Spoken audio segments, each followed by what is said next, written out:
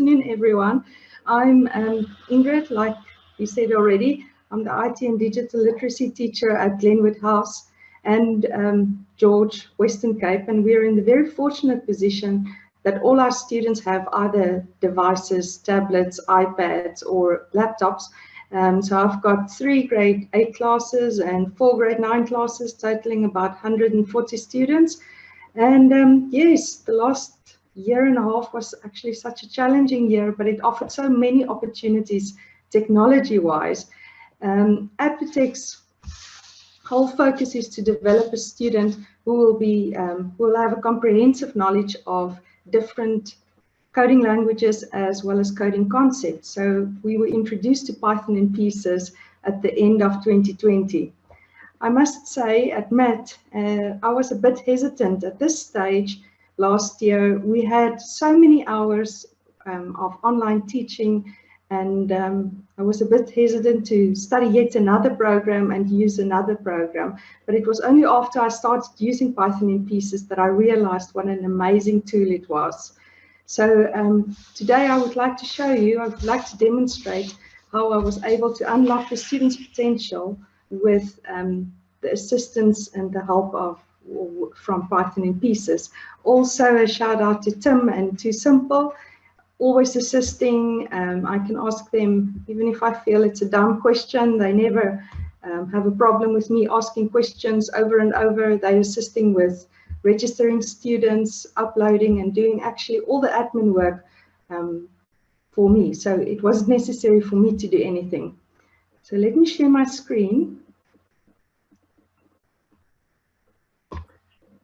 Awesome, thanks Ingrid. Just a quick heads up to everyone, only if one of the hosts, so that's myself or Kevin or Ashley, say those words, not when the speaker say it, otherwise I think it's going to go crazy because the speakers are going to mention it a couple of times. Ingrid, if you press Alt-Tab, it should jump across to the right tab, or if you click the correct tab at the top of your screen, the one that you want to show. It's still saying loading, so I think... So just jump onto the tab you want at the top. Can you see something now? There we go. There we go. Now I can see it. If you stay there, I can see, I'm not going to mention it, but I can see there we go. Now I can see the snake and the, yeah. Yes, I can see Python in pieces. Yes, excellent. So these are our students. They're working quite vigorously on their little programs. I'll show you in a few examples a little bit later. So these are our students. And let's go back to there we go. So with Python in pieces, you log in either as a student or a teacher. Needless to say, the student's dashboard looks a little bit different. It doesn't have all the functionality that the teachers do. I'll explain some of the icons a little bit later. So it's very easy to use, very simple, straightforward. We've got 3 different levels that you can use. I must emphasize that even without having any programming background knowledge, you would be able to use Python. So we're starting with 3 levels. Level 1 would be your easy, level 2 moderate, and then you've got your level 3, which is more advanced. And I think Tim mentioned that we've got more than, in total, 170 different lessons and stages. So when using lesson 1, for example, we've got our lessons, 6 lessons per level, and then in each level you've got different stages. So what I normally do is I give a brief overview. So we'll do lesson 5, for example, and then you can either now set a task, but for now we'll just launch. And there we go. So I start with a basic overview of what variables will be all about and what is user input and how we're going to use it. The students also can also have a look at this stage or at this overview.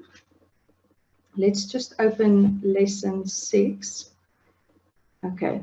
So each stage starts with a short introduction, a short video clip, explaining exactly what we're going to do during this stage and how to complete this stage.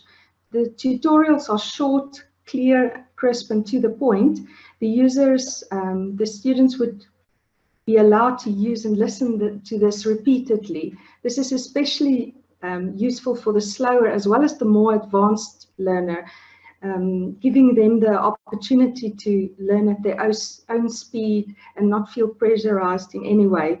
For those students that have a love for coding, it also offers the opportunity to work and progress faster to more advanced levels. Let me open one of the tasks. A great feature of Python in Pieces, and this is what Python in Pieces basically is all about, is to assist the student to transgress from the block-based to the text-based code. So in the level, first level, students would prefer to use the blocks, but I do try and motivate them to start using the text as soon as possible. So basically they would use the blocks 80% of the time. Level 2 should be a split of 50% blocks and 50% text. And then level 3 should actually be 80% using text. Let me just give you an example. If we have the blocks on the left-hand side, you've got all your menus in Python. So you can basically just guide the users to use, for example, the specific block. So this block, if we go back to the tasks, the task would say, input, what is your name? So the student that's not too comfortable would still use the blocks and be able to drag the block in. Instantaneously, Python creates the text on the right-hand side. Or if you prefer using the text and you type it in, let me just, what is your name? It would again create the block on the left-hand side. So it's crucial to remember to explain to the students as well as the teacher that you can't really break anything. You've got the option of resetting your stage, so you can click on the menu, you can reset the stage, and you can do this over and over again. So just to quickly run through the whole scenario with you, or let me just, sorry. Okay, I'll open the task. We won't do the whole task, but this is basically just to look at the input. You need to assign it to a variable, and then you can run the code. I'll just run the code for you. It asks for a name. So let me type in Ingrid and enter response. At the bottom, you would be able to see the output. So whatever the user created, what is your name? Then you've got the option of assessing. So with the assessment, mine is not working. I didn't complete the whole task. So with assessing, the students love this part. They always work towards this. They want to see the little red ticks. So the computer assesses, and then there's also a self-assessment part, which is great because some of the students just rush through the whole program. They're trying to complete as many levels as possible, but the self-assessment forces them to just hang on a second, wait a bit, and then you need to self-assess. You read through the question, make sure exactly, is this what was expected of you? After you've assessed, you can tick it, and then all of these should light up to green. So, but you might be asking, but who's assessing this, the teacher? Because the students do have hints. I'll go back to, if I go back to the stages, you'll see that the students do have hints. They would be able to pick up on hints and make sure that their programs are working. But the teachers also have hints and solutions. So everything has been added for you. So for example, this stage, stage 6, explaining again what the task is all about, and in the end, giving you the answer. So if you are struggling, you would be able to pick up on it. So again, without having too much experience with basic programming knowledge, you will be able to facilitate the lesson. Okay, let me just go back again and exit. Let me just exit there. I also want to show you, so let me just open this section again. Sorry, it should be presenting. Okay, so this is the basic interface. This was one of my grade 8 students, an example that one of my grade 8 students created. So we were in free code. We'll go to free code again. But free code is basically where the students get to use whatever they've learned. So we've done lesson 1, 2, and 3. Basically, we haven't done lesson 4, which works with the graphics as yet. But for this student, he was able to manage the following. So you can have a look at the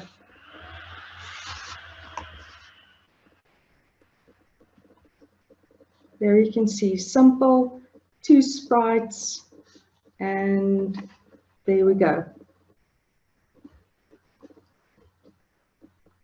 Okay, let me just, sorry, back to this again. So the various stages are basically repeating the same coding concepts and reinforcing the learning process. After completing the stages, the teachers can monitor the students and see exactly what they've done, on what levels they are, how many hints they use, etc., etc. So it's really amazing to see what the students can create and what they do. Let me show you, for example, if we go to the free code. So the free code is, again, using the split view, where you can access the menus on the left as well as the text on the right. And this is where the one student created his little game, which he's still busy with. The students absolutely love this section because they do have the opportunity to use the code as well as the design block. So if we click on the design block, you've got graphics, you've got sprites, you've got visual activity. So you can choose from any type of background. You can select sprites, you can drag it in, and then you can change the name of the sprite and all the different components. For example, if we select nature and you would like to add something to this. The students love this because they've got this visual layout. They can experiment and play around with the code. Let's go back to the code. And then I just want to share my screen again with you just to indicate. So after completing all of this, here you can see the levels, the different levels that we've got. And this is what Tim and his group sets up for you. It's not necessary for you to set it up. Afterwards, however, it is possible for you to create your own users. But basically, you've got your student details, what classes they are in, and then their scoring. So you can see this one student didn't complete any of the exercises, but I think it was due to COVID, the student wasn't at school, etc., etc. Then we've got faster type of learners that work at their own speed. But looking at this student used many hints, which gives you an idea. Either they were struggling with it, or they had problems, or they just want to rush through it, where the other students might have used one hint or no hints whatsoever. There's also the option where you can create your own tasks.